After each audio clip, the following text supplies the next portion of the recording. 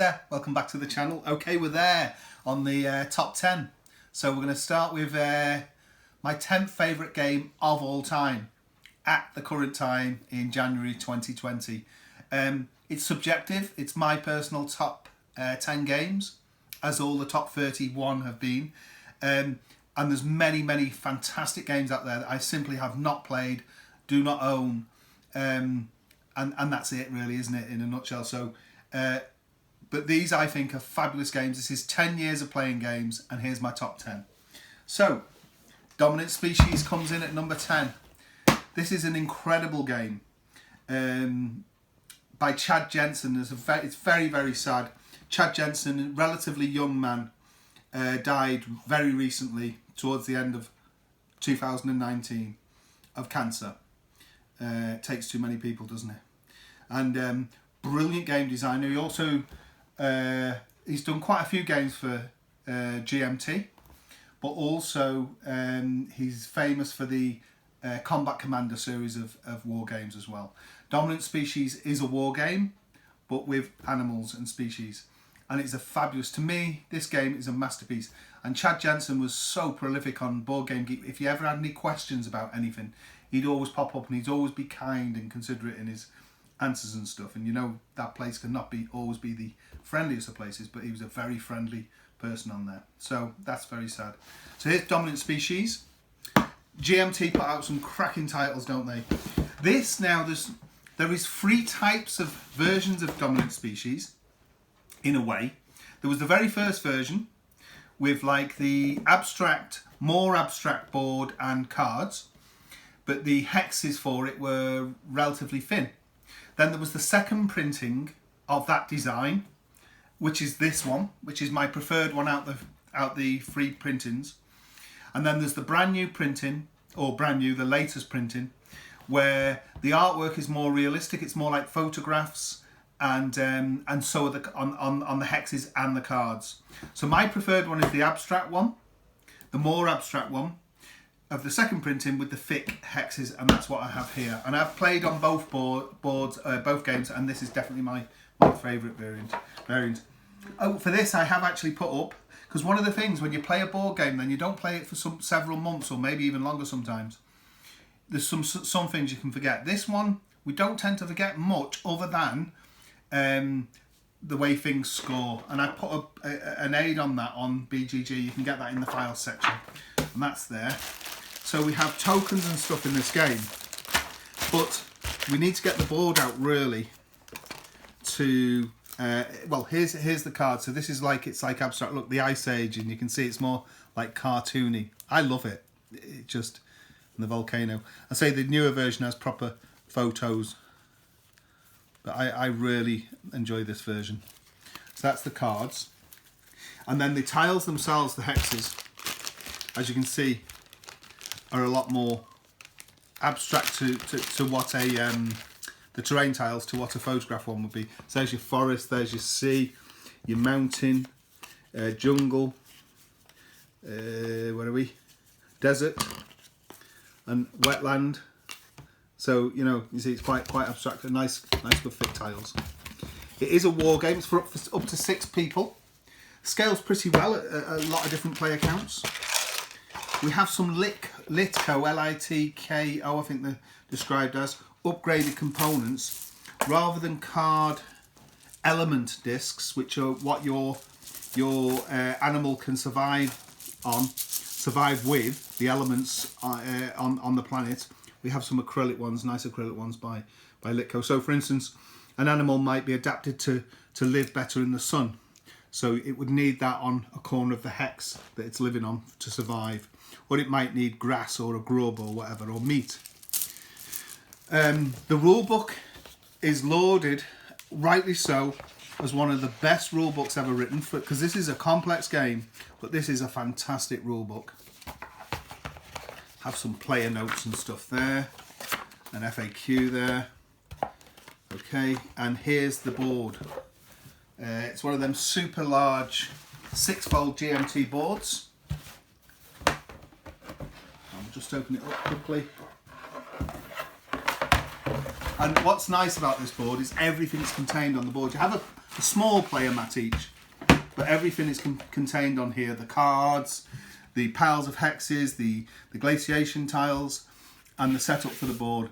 And the engine, what's cool about this game, all the engine that runs this game, so say this is the car, here's the engine, and this engine is where you're going to place your action pawns, the APs, your action pawns, and you place them on various spots on this, or on here, and you're taking turns until you've used all of them. You can get more of these throughout the game through various actions, or some players might actually take some off you. It is a war game. It's a fantastic game. I think everybody should at least, this is one of those games everybody should play. This is a classic Chad Jensen GMT title game, Dominant Species, and that is my number 10. Okay, to number 9 on my list. Okay, here we go. This is a very unusual game. I just love this game. Shadows and Malice, a cooperative game of epic fantasy. And it is epic fantasy. The box just draws you in, I think, because it doesn't give too much away there, does it? But it does if you know the game, because this is a shard of light coming on the demon Zaful. And this is a very close, like an RPG into a board game. And just look at the back; it's full of adventure, darkly deeds, hundreds of thousands of monster combinations, cards that will help you on your way. There's lights, vials of light that you have to put out. But as soon as you put one out, the monster, the demon, will materialize on the board. You control avatars, and it can play 1 to 8 players. And you go around. There's different terrain types, and there's even with the Seekers of a Hidden Light. This is such a cool expansion. There's even quests and obviously more items and stuff in it. It's to release the Lux bound within the living things of Ethos. So the world is Ethos, and the demon is Zaful, and you've got to defeat Zaful, and it is not easy. But as you can see, it's like old school. The cards are just, I love the cleanliness and the simplicity sometimes of the cards and what they do. There's a lot of dice rolling in it, but it is just a cool, very, very different game, and it's an adventure in a box. That is my number 9, Shadows of Malice. My number 8, Age of Steam. Let me just grab it. I've got a first edition copy here. Martin Wallace, Age of Steam, and this is the Winsome Games, isn't it? It's War Frog, but I think it's like a Winsome title. And this is an original first edition. There's been many editions of this. And recently, and just a couple of days ago, one of my friends came round and he brought the Kickstarter edition of the very recent one done by Eagle Griffin Games, and that looks lovely. But I really like this one. We have a gazillion different maps for it. The good thing with this game is each map obviously creates a different game because of the map, but also I've never played a map which doesn't tweak the rules, so it tweaks the rules in some quite big ways. Each map does, and it's a train game. It's an economic game. It's very, very cutthroat. This game is brutal. Right, there's a little story here. I'm going to quickly get through it so this video doesn't run too long. But anybody that's played Age of Steam or Railways of the World or any of them sort of games will know the real brutal one of the lot is this one, Age of Steam. It's pick up and deliver, but doing routes and stuff, and you have to borrow some money and get shares to be able to buy track and lay track and what have you. But you can go bankrupt if you take your eye off the ball, and many people have, and I think most of us have, haven't they, Donna? You have a few times, and I certainly have a few times. Even though I would say I'm a reasonably good Age of Steam player, but one day it was a rainy Sunday, and this is going back maybe a couple of years now. And the brother-in-law was coming down from Blackpool, and we were discussing a game to play. And on the phone, I said, "Well, I'll set up Age of Steam. Can't wait." And I said to Donna, I said, "We haven't played Age of Steam in ages, and I was so looking forward to playing Age of Steam." I set it all up on the table. Paul turned up. We had a quick brew, quick cup of tea, and sat down to play. And I was out the first round. I was just given a refresh of the rules, and I took my eye off the ball, and that was me out. And then for another like 2 hours, Donna and Paul were having a brilliant time playing Age of Steam, and I kept them in tea and stuff and snacks. So it is a brutal game. It's even more, I love it even more for that. Gazillion maps to it. I've just bought a new one, a Christmas map from Alban Vallard with, I think it's Mexico on the back of it, Mexico. Yeah, absolutely fantastic system. Brutal game, but an absolute classic, and a lot of people rate this a sheer on 10. That is Age of Steam. We're on to number 7. Uwe Rosenberg's Le Havre. This is such a fabulous game. If you haven't played it, please do. I think it's very accessible. It's one of his easier games to play, I would think. The rules overview is pretty short. And what I really like about this game, over Agricola, I think, because Agricola is a wonderful game, is the ease of setting the game up and the upkeep per round. In Agricola, the one thing is, such a fabulous game, but each round, one person, it can only be one person, otherwise it all gets messed up, has to reset stuff and in resource places and things, and turn over cards. And each turn that gets bigger and bigger and bigger. It's a bit of upkeep for that player each time. But in Le Havre, it's so simple. There's hardly any upkeep whatsoever. It's such a great game. I love the fact that you're building up a plateau of buildings in front of you that other people have to pay you to use, or you go to somebody else's building and pay them. Not all buildings you have to pay. You can block people, but there's ways of getting them off. It's just point generation at the end by selling goods, and it's goods conversion. All the chits have other sides. So for instance, if you get grain and you get a bakery, you can make bread. There's a thing to feed your family or feed, pay food in this, but it's not the angst of Agricola. And you can do it either with money or with smoked fish or bread. I think they're the main or meat. You can turn cows and pay. You can slaughter cows at the slaughterhouse into meat, and a meat will give free food. But you can also get ships at the end of the game, towards the end of the game, and ship them out for good amounts of points money. I've got some upgraded bits here. Some guy made these for me out of Fimo, just to give you a quick show, because they're worth it, because they're brilliant. Some nice little boats and things made out of Fimo, and there's the player colours. The player guys that we use in the game, which are pretty neat. Let's have a quick look. There we go. They're so cool. I say they're not my handiwork, they're somebody else's, but they did a great job. I think some guy in Spain it was. I think on Etsy or something, if you go on Etsy and look for the hard bits. Or have you go making them out yourself out of Fimo, or if you're not bothered, just use the regular components. But that is my pick of Uwe Rosenberg games, and we're actually going to take this one to Game Club tonight, and that is my 5th game of all time. It's just an absolute fantastic game. Here we go. Let's get them out. It is, of course, the amazing Terra Mystica. So there's the base game.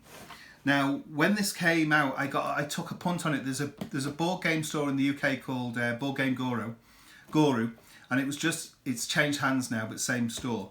And the guy there, Rob, I think it was Rob, yeah. And he put an email out, sent his subscribers an email saying he'd just come back from Essen, the Essen Spiel in Germany, and he got a handful of copies of these, and this was the game of the show. So I took a punt on it, and I just purchased it. Didn't know much about it, and then I was hooked from the moment. I mean, this to me brought a new level of gameplay. This was like for me a groundbreaking game. It was my favourite game. This would have been my number 1 game at the time. It just was a different level to every other game I've played. It's superb. There's so much game in this base box, so many races, so much components to play all them races, and I just love. It's got these bowls of power mechanism going on. It's a super complex game. It's heavyweight, but it's just fantastic. Great fantasy themed game. Then came the Fire and Ice expansion that added some cool new races. and extra boards, an extra game board, a more balanced game board and stuff like that. And then there's a brand new expansion just come out. The Sea Merchants, Merchants of the Seas. I've read right through the rules. I've not played it yet because we've only just recently received it. But there's quite a lot to it. This is the German Fjordland edition, but it's all language independent, so I just downloaded the rules. You can see a lot, and I've read through them, and it seems to add an awful lot. There's you can build little ports and do shipping in it and stuff, and it just seems super cool. So there's a great game system there. We have acrylic overlays for this from Board Game Innovation too, which are cracking, and Terra Mystica is just, it's one of the daddies of this sort of genre of taking bits off your game board that then reveal extra income, but then when you upgrade, that bit goes back onto your game board, and the bit you upgraded to gives you some more powerful bonuses and income in the game. It's just a fabulous game, terraforming a planet or a world of Terra Mystica. That is my 5th game of all time. My number 6 of all time, Belfort. I love this game. And this has been getting a heck of a lot of play recently. It sat on the shelf for a couple of years, and then it's had a resurgence, and we've got some new players into Belfort. We recently, last summer, took it down to my friend Andy's in the Malvern Hills, and near Worcestershire, and him and Kath played, and Kath's not a gamer, and she played this, and she made him buy this game the very next day. He went online and purchased it. And what really elevates this game is this little expansion, the expansion, and it was really hard to get hold of. I did a group buy for this at the time when it was on Kickstarter, and it was reasonably priced, and there was 6 copies, I think, and distributed them round. And then it became really difficult to get. And pound for pound, this is the best expansion I've ever owned for a game. It's so much fun, isn't it, Donna? It just adds these unique characters. I mean, it's a fantasy themed game anyway, but it adds these unique characters, and they're all made out of wood and stuff, and they're really fun. I mean, those naughty little imps there that'll do different things for you, and also adds expansion permits and stuff to buildings. And the board, it's like an area control, and it's a big pizza slice. It's a big hex board, but they come out in pizza slices. The board themselves, I've got it upside down here, and it's area control. You're going to get cards that allow you to build certain buildings on the board, and you'll put your coloured house on there. But there's cost of resources, and it's just a great resource management, area control game with lots and lots of fun aspects. And there's been a recent Kickstarter for a deluxe version of this, and I pledged from TMG, Tasty Minstrel Games. I pledged for the upgrade pack, so I'm going to get some metal coins, and another expansion. There's going to be a second little box expansion, I think called the Queen's Gambit, if I'm right, something to do with the Queen. And can't wait for that to come, because it's such a cool game. We've played this many times. It's probably got 20 plays in, I would think, or so, this Belfort. A fabulous game, and that is my number 6 of all time, Belfort. Hey, my number 4th game of all time. This, I mean, just these top 10, try and compile a list yourself if you haven't done it, just to see. And it's quite anguishing. It is anguish because there's just so many games. I just love that game so much, but you've got to categorize them into a 1, 2, 3, 4, 5, and take into a lot of factors. And the list might change a little bit before you actually do it. So my number 4th game is one that could have been number 1 in a different year, and that is Troyes, but it's pronounced Troyes. A game by Sébastien Desjardins, Javier Georges and Elaine Orban, and this trio of game designers have also done the what's the latest implementation, Black Angel. They're great game designers. I love the artwork on this game. This is Z-Man Games edition. It's got the Lady of Troyes included in with it. It's got a daft player meeple there. First player meeple. We've also in here, what have we got? we have that's the thing I've just purchased, and it's only just come out now, is a folded space insert for it. I love them inserts. They're so practical. I love putting them together. You have to glue them together, but they're very reasonable. I mean, I think it's about £12 something delivered for the folded space insert, and they're really strong and good, and they're good fun putting together, and it's just going to organise this a lot better. But Toi, well, how do you explain Toi? First of all, let's have a look at the board. So here's the game board. I love the artwork on this. There's so much going on. Here's the city of Toi and it's got like a castle all the way around it. And then you've got invaders that are going to come here. We start out with, what are they called? I can't read it upside down. The Marauders. Yeah, marauding. And they're going to be permanently there. So part of the game is doing everything you want to do, but you've also got to repel the vagabonds and bandits and what have you that are going to try and invade the city. And you'll do that bit kind of cooperatively between you, but it's not a co-op game. It's every man for himself in this game, and there's some nasty stuff can go on. But there's a great bumping mechanism as well. So you get your meeples into an area of the city.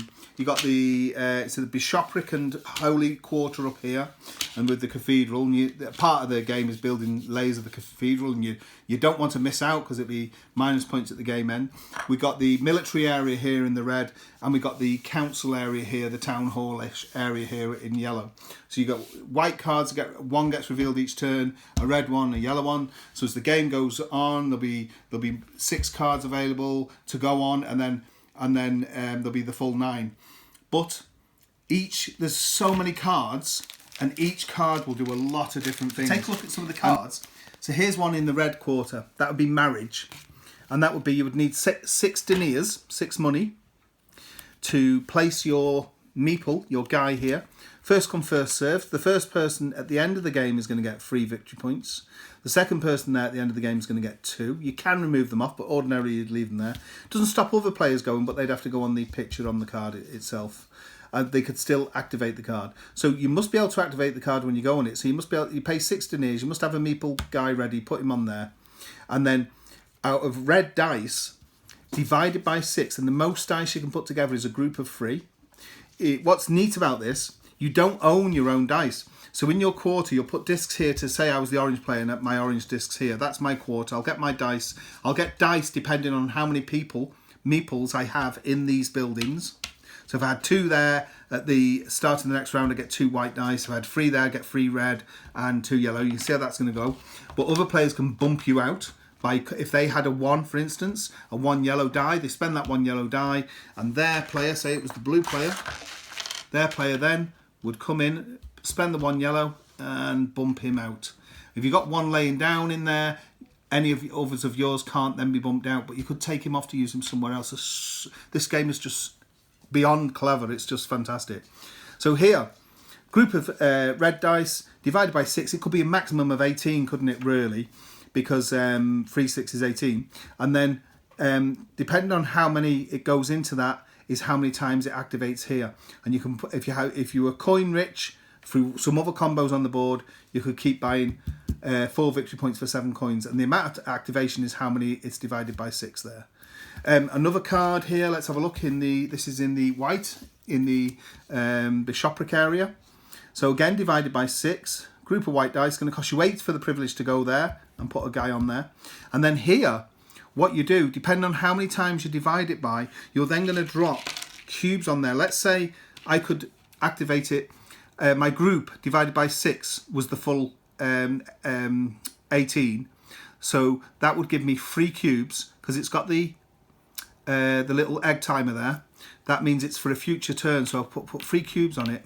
And then when it comes on a future turn, I can take 1 off and use a white die, and that white die becomes 3 red dice of the same value. I mean, super powerful, super good, super clever. Again, here's one with an egg timer on it again, an hourglass if you like, and this is in the yellow quarter, the town hall quarter, and there's 6 to go there, and there's your points you're going to get. And this is divided by 3, so a group of yellow dice divided by 3 is how many times you can activate it, and then it will be turning yellow dice into red dice of the same values. So, I mean, absolutely awesome.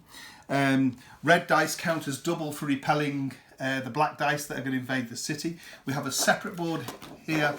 This is the files on the Board Game Geek I made for putting all the bits and pieces on. We have the player boards for managing all your stuff and your cards and stuff. Everybody will get a secret character that is like a game condition as well. This game just has everything. Ladies à Trois, definitely worth getting because it adds tons more cards. But, oh, and the purple die mechanic's quite cool, which gives a neutral die. But the boards round are a bit superfluous, and we don't really play. We have played them; they're quite fun, but there's just so much to do in the game. You don't really need to choose that part of it. But that is my 4th game of all time, and that is my 3rd game of all time. So worthy of this spot, and that is the incredible Gaia project. It's a Terra Mystica game. It's the spiritual successor to Terra Mystica, but it's so much more than that.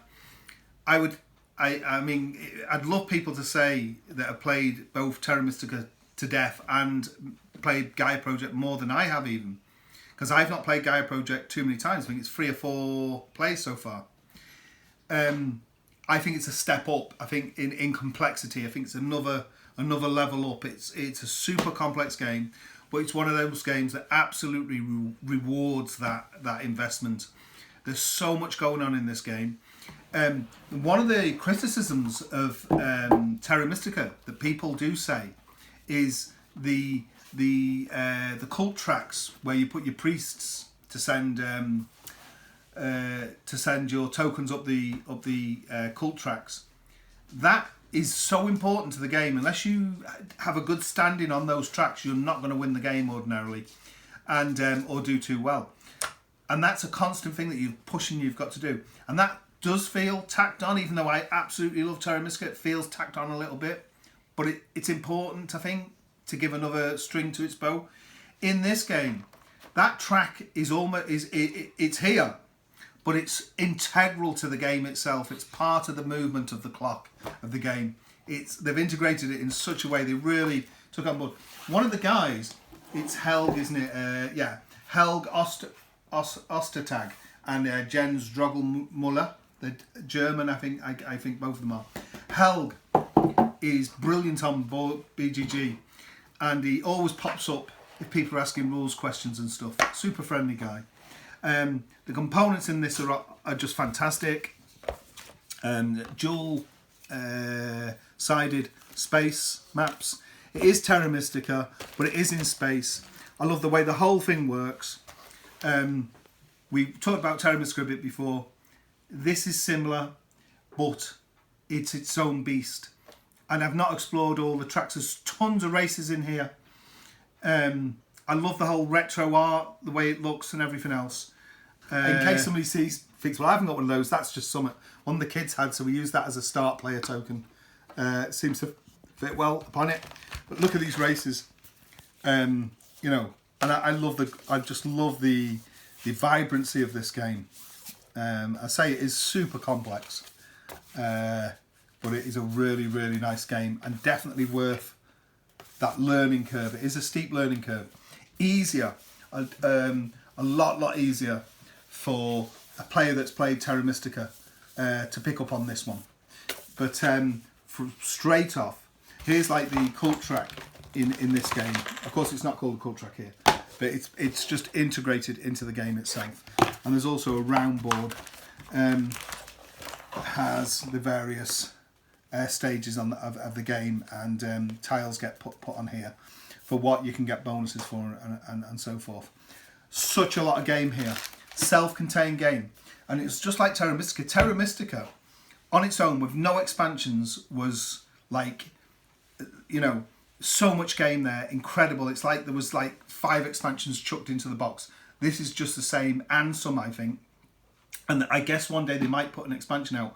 But there's so much game here. It doesn't need one, but who knows what they're going to bring because these designers are so good. They'll probably just do something absolutely fantastic to it as well. So that is my 3rd game of all time, Gaia Project. On to number 2, my 2nd favourite game of all time. This was my number 1 up until summer this last 2019. and then another game took its place. But this is now my number 2. This is Advanced Civilization, part of the Civilization package. This is the original Avalon Hill, a game by Francis Tresham, who's famous for the 18XX series of games, amongst other stuff. Brilliant designer. I think he died last year as well, very sadly, but I think he lived to a reasonably good age, but it's still sad nonetheless. And absolutely incredible game. This is the most interactive board game I've ever played. If you haven't played Civilization or Advanced Civilization, please do so. You can get, you can make your own copies. You can, which I have done. I'm going to show you in a minute. But also, you can get, I think it's a Gibson Games, very cheap on the internet. It'll play pretty much just the same. It's a simple start of just having one token on a world map of the ancient world, and it's so interactive because on that map you will each turn expand. You will build cities. There'll be natural disasters are going to happen. There's a trading round when you, for every city that you have, you're going to get a card off a deck, and by trading and getting the same suits of cards will give you greater and greater wealth, which you can then use to buy advancements for your civilization. And there's a huge tech tree of advancements that will give you discounts off other advancements, help you against world disasters such as volcanic eruptions or floods. Neat things like you can get advancements in road building, so that your civilization, instead of moving to one space away, can move 2. But then if there's an epidemic, you'll suffer even more. So it's just so clever. So that's those. But I've also got, this was Derek's redesign, printed off. Ink Gaming did this for me, and this is the Advanced Civ map itself. We played this just recently. We do it once a year, and we only play this game normally once a year, but it seems to be a tradition now in the Christmas holidays, and we had a fantastic time. I work at a school. I'm not a teacher, but I work at a school, and we had a full day's gaming on the 27th of December. Donna made a couple of slow cookers full of casserole. It was lovely, wasn't it? We had dumplings and fresh bread, and we had a great day, tea and coffee at the school. And if anybody's interested, on next December, to play a game of this, it plays up to 8 players. Just give me a shout, because we could easily add some more players in. We're in Cheshire, and if you can make it for next December, you want a game of Advanced Civilization, an all-day affair. You know, we'll feed you and everything else. Just have a great day's gaming. So I've made the bespoke set with the Derek's redesign, and I used made wooden tokens and painted them all up and so forth. But these are the Advanced Civilization cards that you can upgrade. There's tons and tons, and they're really nice. So you got like your tarot size, slim but tall tarot size cards here for advancements. You've got your trade cards. There's lots of different types of, you know, you've got ochre and bronze and silver and diamonds and what have you that you can trade. You've got loads of it's so funny, isn't it, with there's certain calamities will come in your hand, and during trading we have a timer of 5 minutes to trade. We have a little timer in here, and it works well, and everybody gets up from the table normally and trades. And with the trading aspect, you're trading cards to get same suit cards, because it snowballs if you get cards of the same. So say if I had bronze and I had 1 bronze and it was worth, say, 5 points to buy advancement cards with. If I had 2, that might then be worth 15. If I had 3, it might be worth about 60. If I had 4, it could be worth 120. So collecting sets, so you're trading with people, and the minimum trade is that you have to have 3 cards, and that you must trade, and 2 of them have to be truthful, but the third one can be anything. So you just say, I'll trade you such and such for such and such. I want, say, silver and I want diamonds, and but then the third card might be just something of a low value, but it might be a calamity. It might be something that's going to do a lot of harm to you. But then in that trading session, you've got to keep a straight face, oh thanks, and try and trade it onto somebody else. But some people just let the game wait. Some people start laughing. It's It's such a wonderful experience. It's an adventure. It's an experience game. Civilization. I have not played anything like it. In here, lots of stuff. But here's my wooden components. So here's Italy, and here's the nice wooden components for Italy that go on the map. Yeah. On your player board, sometimes you're spending money, and or it becomes money and it goes over to another side of the board, and then you've got money to spend as well. There's boats, there's pirates, there's barbarians. There's all sorts. There's, like that'll mark off. We've got some open water, and you need to get cloth to make sails so your boat can go across and you need navigation, so the boat can go further with sails, but then you can navigate across open seas and stuff. There's some boat tokens here for what race is that? That's Thrace, and you can build boats and they'll carry the tokens on. There's cities and the city sites. It's just such a cool game. I say, you know, I think it's a longer game. We'll play it for all day, and we'll have a time limit. Normally, it's rare that we'll actually get right to the end of the AST, the archaeological succession table, right up to here. But when the timer goes, or it's time for the end, we'll have a phone, finish off the round, and whoever's the most got the most points and the most points on cards will win that game. So it's a fulfilling experience, whatever, and it's such a cracking game. And a brilliant experience. That is my number 2 game of all time.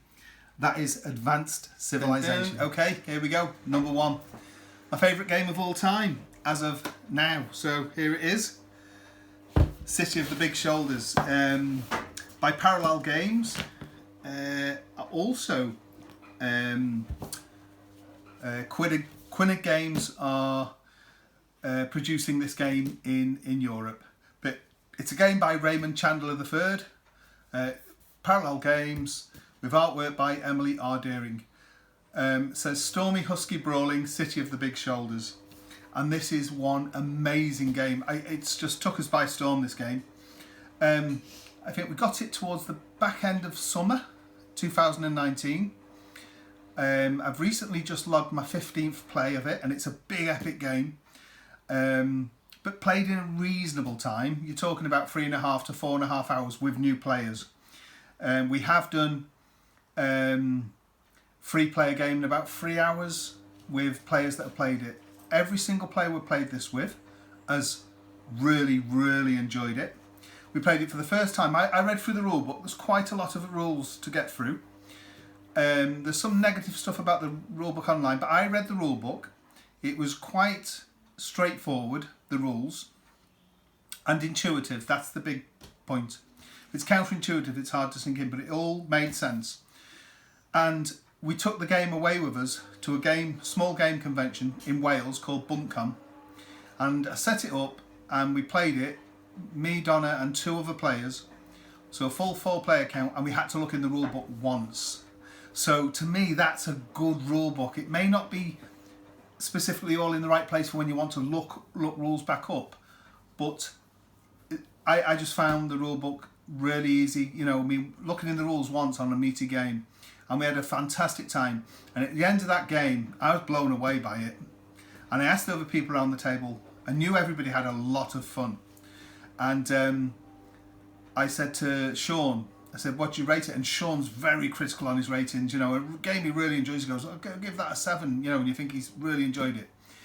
And he goes, well, no game's a 10. I give it a 9.5. I thought, wow. And then Chris, and I said to him, what do you give it? And he says, well, it's perfect, isn't it? 10. And I think, Donna, did you give it a 10? What did you give it? 9. Donna gave it a 9. And I just gave it a 10 because I've never had such a good, fantastic experience in a reasonable playtime as with City of the Big Shoulders. It's a cross between 18XX and worker placement, namely Arkwright, the board game from Spielworks, and also Capstone Games, I think, did the reprint of that. But it is fabulous, and if you've played 18XX or haven't, that's mainly train games with an economic engine, and there's shares and and what have you, and running companies. And this has that, but no trains. Well, there is a train, a wooden train, just as a preferential player marker. But you're running factories. Let's take a look at it. It's just a fabulous, fabulous game, this. Interestingly, the Quinnet Games design is a blue cover, and they've called it Chicago, I think 1865, something like that. So this game is set in the period after a great fire in Chicago. And all the companies are of that time period, and it tells you a bit about the companies on the back of them. But the City of the Big Shoulders, it's called that because of a famous poem, and there is the poem inside the box lid there. It's also in the rules as well. I say it's a fairly large rule book, quite a lot, but I found the rules really digestible. The Burden of Destiny expansion came in this because I backed this on a Kickstarter, and that just gives you 5 extra companies that are quite quirky, wooden discs instead of cardboard discs for the companies, and it upgraded the money to card money rather over thin paper money. But the only way to play it really, and I think they mentioned this in the rules, is with poker chips. And we have a decent set here, and this is the set I use. But I mean, if you're getting into any of these sort of games, you really do need poker chips because they lend themselves. We played this tons of times with poker chips for Age of Steam, and these are quite nice ones. Got these from the German store Lidl, but in the UK. But also we got an extra large set from Amazon that can mix in and out the quantities that I need for the game that I'm playing. But we use this predominantly for Age of Steam, and now always for City of the Big Shoulders. Let's take a look in here. So I've got some aids that we don't really refer to now, but here's the fabulous board for City of the Big Shoulders. So round, it was played over 5 rounds, and here's the turn sequences. There's 5 sequences to a turn, but the 5th one's a clean-up. So first of all, you're going to start a company, and every player is going to start a company, and they're going to sell in one of 4 markets. You've got, I think it's food here. I think it's called dry goods, or you got the sewing here, material. You got the meat packing companies here, anything to do with meat, and you got the shoes all along, or markets all along these rows. These are markets, and these markets are going to fill up randomly, semi-randomly, because they're marked 1 through I think 4 or 5, and they're going to be in a pile but shuffled up, and these will come out, and these are markets that you can sell to, and produce goods, and you're going to use factories to produce these goods. There's a lot going on in this game, and it's delicious. It's just fantastic. Say I produce 4 goods in the dry goods here. So, and let's say I was selling them. Here we go. Let's say I was selling these goods at $20 each. But let's say I'd also got a sales manager to increase the goods value to $30 each, or even a second sales manager to increase them to the maximum of $40 each.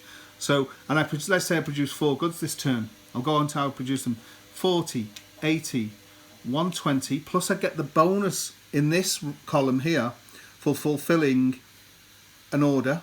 So I'm now on 120, 170, 210.